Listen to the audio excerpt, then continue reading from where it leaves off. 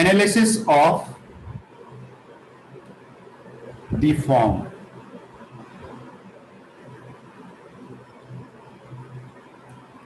y equal to a sin x plus minus b cos x। इस तरह की जो इक्वेशन होते हैं या एक्सप्रेशन होते हैं उनका थोड़ा सा एनालिसिस। अब देखो ये ना sin x है ना cos x है, ये sin x और cos x से बना हुआ एक नया फंक्शन है, ठीक है ना। एग्जाम्पल के लिए ऐसे कुछ हम लिख सकते हैं y equal to 3 sin x minus 4 cos x, इस तरह से, ठीक है ना। यहां पर a कॉमा b आपके रियल नंबर्स होंगे। तो इस तरह के क्वेश्चंस का बोल सकता है मैक्सिमा निकालो, मिनिमा निकालो, बोल सकता है इसकी रेंज निकालो, या इसको सॉल्व करो किसी एक्सप्रेशन के साथ, इसका इक्वेशन को सॉल्व करो। तो क्या क्या ध्यान रखना पड़ता है इस टाइप के इक्वेशंस में, वो आपको बता रहा हूं।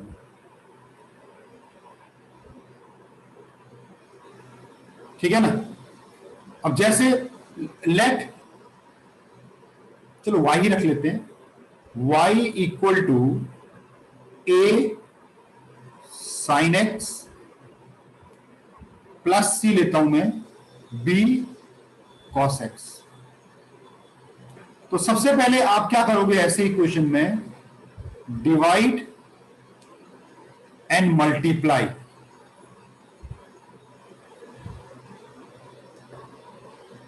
Divide and multiply by A square plus B square के अंडर रूट से आप मल्टीप्लाई एंड डिवाइड करोगे। तो ये एक्सप्रेशन आपका बन जाएगा under root of A square plus B square, ऐसे ऊपर आएगा और यहां पर हो जाएगा A sine X divided by A square plus B square, plus similarly B cos X, और बी के साथ भी आ जाएगा A square plus B square, ऐसे करके कुछ आएगा। ठीक है ना। अब यहां पर देखो बहुत इंपॉर्टेंट चीज है, ये जो बाहर ए स्क्वायर प्लस बी स्क्वायर आ गया,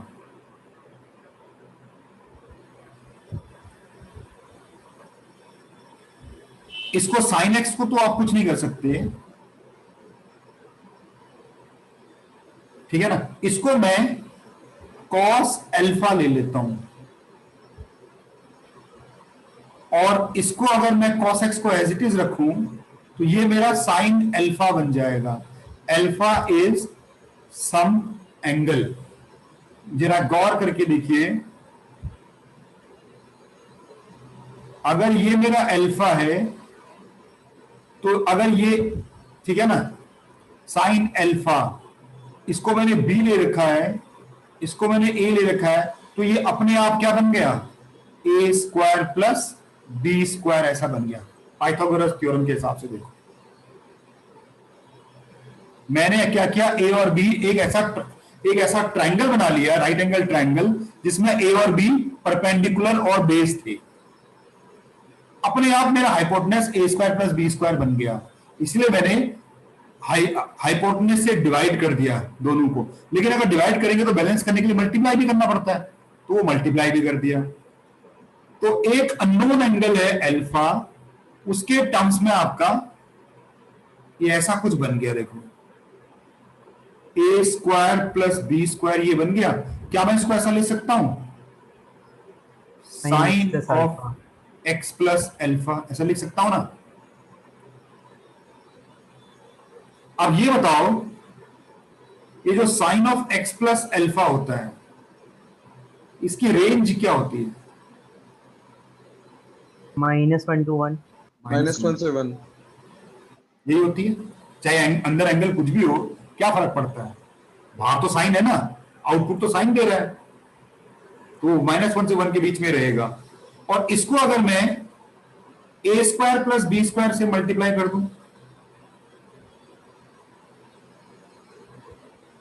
तो पूरी इनइक्वालिटी मल्टीप्लाई हो जाएगी।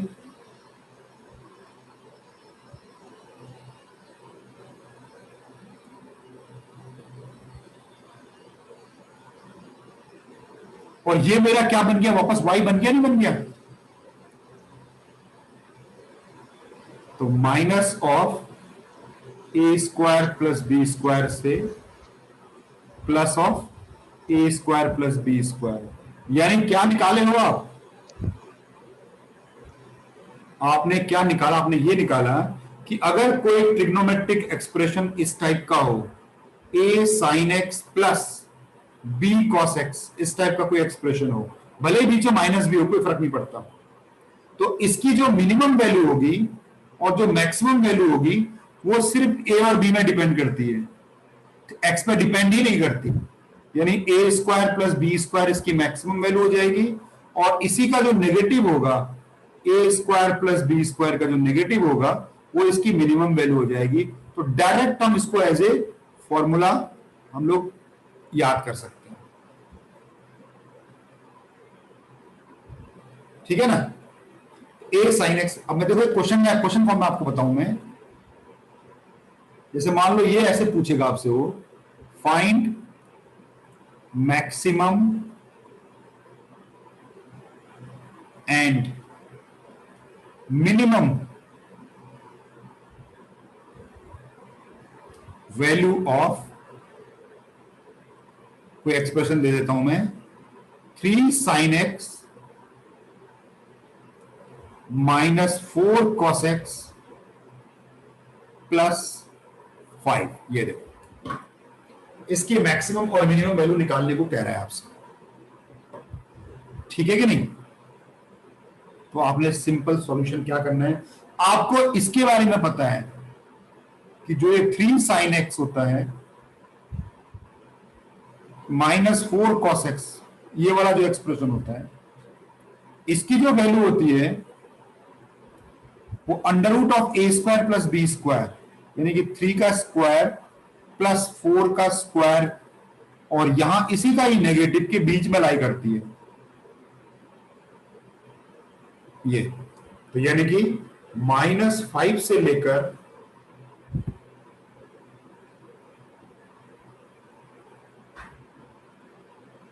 +5 तक आपके इतने की वैल्यू, इसको मैं y मान लेता हूं, हाँ, इतने तक की वैल्यू इसके बीच में लाई करती है। अब क्या कर रखा है इसने, यहां पर 5 ऐड कर रखा है, तो therefore 3 sin x minus 4 cos x plus 5 जब आप करोगे तो राइट हैंड साइड पे 5 में 5 ऐड हो जाएगा, लेफ्ट हैंड साइड पे -5 पे 5 ऐड हो जाएगा, तो ये 0 हो जाएगा, ये y बन जाएगा और ये 10 बन जाएगा। देयरफॉर मैक्सिमम वैल्यू कितनी आई है भाई? 10। मैक्सिमम वैल्यू आपकी आ गई 10, और मिनिमम वैल्यू कितनी आ गई? 0 आ गई, ठीक है ना? तो डायरेक्ट हम लोग इसका इस्तेमाल करते हैं इस टाइप के एक्सप्रेशन का, ठीक है ना? जैसे एक क्वेश्चन और मैं आपको दे दूं,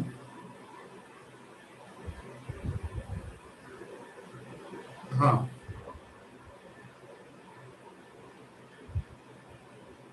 ये क्या कह रहा है,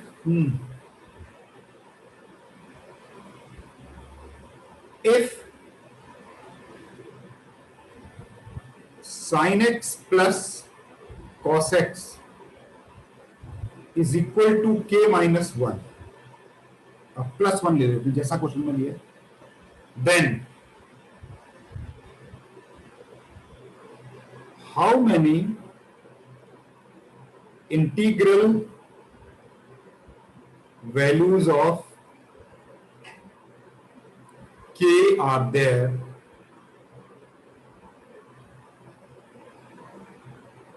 for which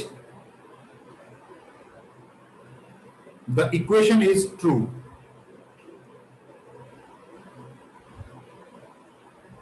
मतलब बेसिकली आपको k की इंटीग्रल वैल्यू बतानी है, ऐसा कुछ है। So -1 0 and -1. -1 अच्छा ये उसमें -1 -2 और 0। हाँ सर 1 -1 -2 और 0, हाँ ये सही लग रहा है हमको, यस सर। क्योंकि जो sin x plus cos x होगा उसकी मैक्सिमम वैल्यू √2 होगी और मिनिमम वैल्यू -√2 होगी। और जो लेफ्ट हैंड साइड और राइट हैंड साइड इक्वल है तो राइट हैंड साइड की भी यही रेंज होनी चाहिए ऐसा। यहां से जो k की वैल्यू आएगी आपकी ये √2 -1 होगी और इस तरफ अगर ले जाएंगे तो -√2 -1 होगी। तो -√2 -1 लगभग -2 पॉइंट समथिंग होगा, -2.7 2.14। तो k की वैल्यू एक -2 आ रही है, तो -1 आ रही है, 0 आ रही है और ये आपका 1 से छोटा होगा तो 1 तक नहीं पहुंच पाएगा। तो ये 3 वैल्यूज आ रही है, सही। 0.414। हाँ तो फिर मुझे तो इंटीजर पहुंचने के लिए इंटीजर नहीं पहुंच पाऊंगा ना, ठीक है ना। चलिए एक थोड़ा सा टफ देते हैं। चलिए find the range of, range का मतलब क्या हुआ, मैक्सिमा एंड मिनिमा ऑफ आपका ऐसे कुछ दिया हुआ है 5 sin theta plus 3 sin theta plus π/3 plus 2। जरा इसको ट्राई करें।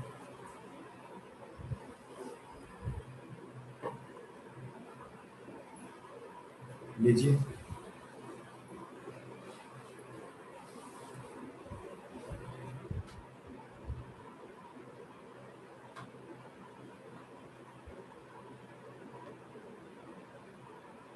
देखो थोड़ा सिंप्लीफाई करते हैं अगर इसको, क्योंकि हमारा स्टैंडर्ड फॉर्म में तो है नहीं 5 sin थीटा, यहां तक कोई प्रॉब्लम है नहीं, लेकिन यहां प्रॉब्लम है क्योंकि थीटा नहीं है। इसे खोल दें, sin A cos B plus cos A sin B, ऐसे करके खुला।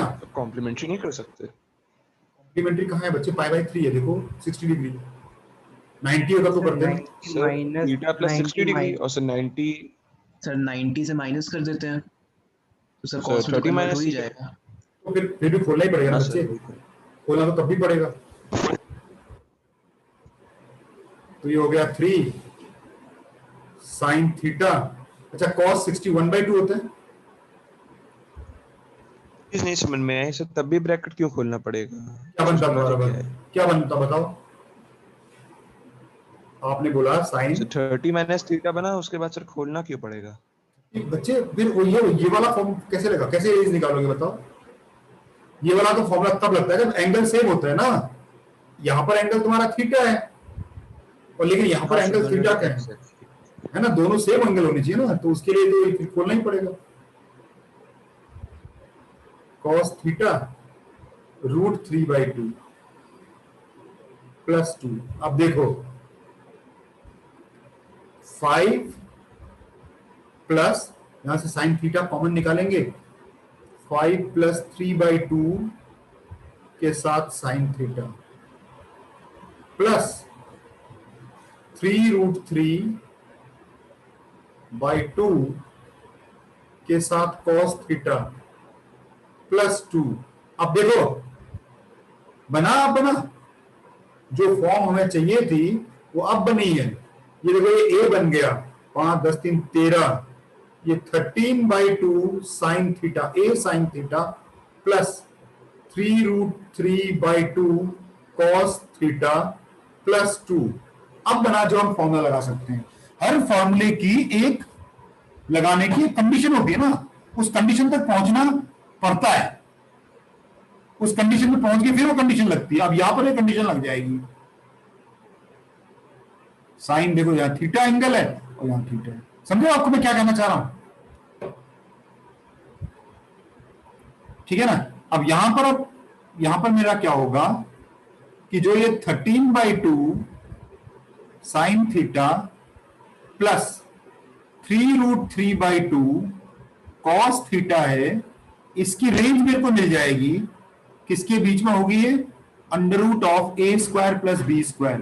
13 का स्क्वायर हुआ 169/4 प्लस 3 का स्क्वायर 9, 9 3 जा 27/4। ये इसकी मैक्सिमम वैल्यू पे आएगी, और मिनिमम पे भी कुछ करना नहीं होता है, इसी का ही नेगेटिव हो जाता है। तो 169/4 प्लस 3 3 9 प्लस 2 कहाँ जाएगा? प्लस तो भी करेंगे ना भाई, फॉर्मूला तो केवल इसी का ही है अच्छा भाई। अब पहले तो इसी का होगा ना एक बार में। सर हाँ। फिर देखो। -5 से क्या है वैसे, कितना है? मेरा सात, -5 से 15 9 आ रहा है। 15 सर 196/4 196 4 से कट जाएगा। 14/2 हो गया बाहर आके, 196/4 14/2 7 हो गया, वो 7 हो 7 गया, हो गया। और इस साइड -7 हो गया। लेकिन ये मेरा क्वेश्चन नहीं है। क्वेश्चन मेरा, अब इसमें मुझे 2 ऐड करना पड़ेगा। तो 13/2 साइन थीटा प्लस 3√2 नहीं है, 3 है, कॉस थीटा +2। अब ये हो गया आपका 9, और ये हो गया आपका -5। ये बना जाके आपका y, -5 से 9। बस ये रेंज होगी आपकी। सही है, ठीक है ना।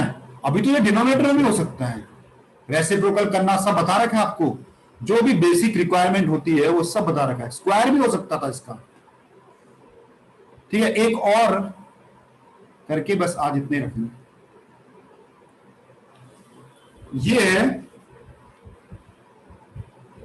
Find the value of theta. अब देखो क्वेश्चन थोड़ा सा घुमा दिया। Find the value of theta for which sine theta plus π/6 plus cos theta plus π/6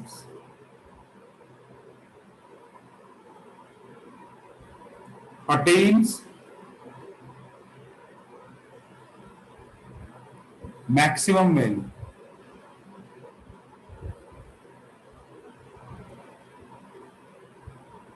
maximum value कहां अटेन करता है, ठीक है ना। यहीं पर ही वो मिनिमम वैल्यू भी पूछ सकता था।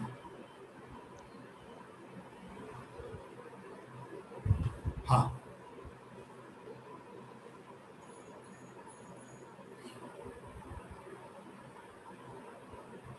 लेट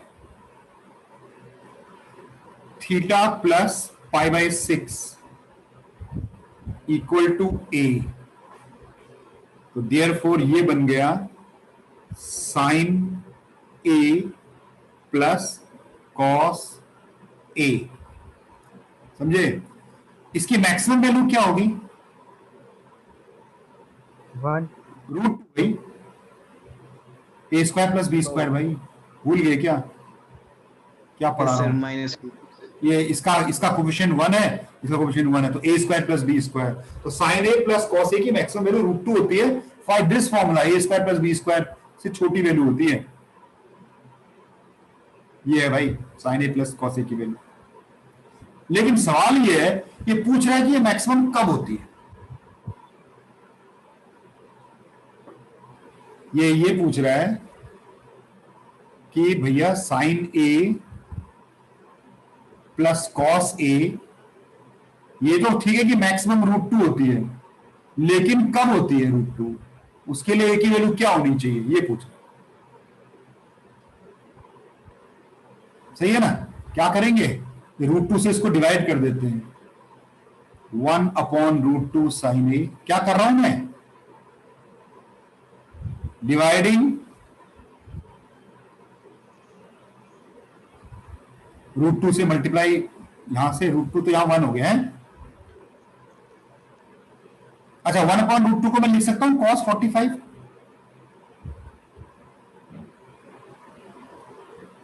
क्यों भाई? Yes sir. यस सर, और ये इसको sin 45 लिख सकता हूं। यस सर, जो भैया जो ऊपर क्या था वही तो कर रहा हूं, और क्या कर रहा हूं। अच्छा ये क्या बन जाएगा? ये बन जाएगा sine of a plus b 45 equal to 1। अच्छा साइन की वैल्यू कब 1 होती है? 90 डिग्रीज। इक्वल A- 90 पे A 45 ए की 45 आ जाएगी। a की वैल्यू आ गई 45 डिग्री। लेकिन मुझे a थोड़ी निकालना है, मुझे तो थीटा निकालना है, तो a की जगह थीटा रख देते हैं। Theta plus π/6 equal to π/4। 15 आ रहा है। थीटा आपका आ गया π/12, 15 डिग्रीज। ये आ गया। ऐसे ही मिनिमम पूरा होगा तो -2 से इक्वेट कर देंगे, है कि नहीं? 15 डिग्री। यस अच्छा यहां पर देखो, आप पीछे वाले क्वेश्चन में मैंने खोला, यहां खोला नहीं। यह देखो पीछे वाले क्वेश्चन में आप बोलोगे सर आपने यहां पर खोल दिया था, किसको? वो थीटा प्लस π/3 को खोला।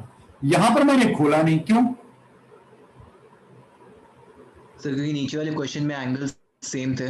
हाँ सेम होनी चाहिए चाहे कुछ भी हो, सिर्फ थीटा के लिए थोड़ी फॉर्मूला होता है। सेम यहां पर देखो, सेम एंगल है दोनों के दोनों, है ना? ये वाले एंगल दोनों सेम है, तो हम डायरेक्ट भी कर सकते हैं। बस ओके सर। आज के लिए इतने ही रखो फिर।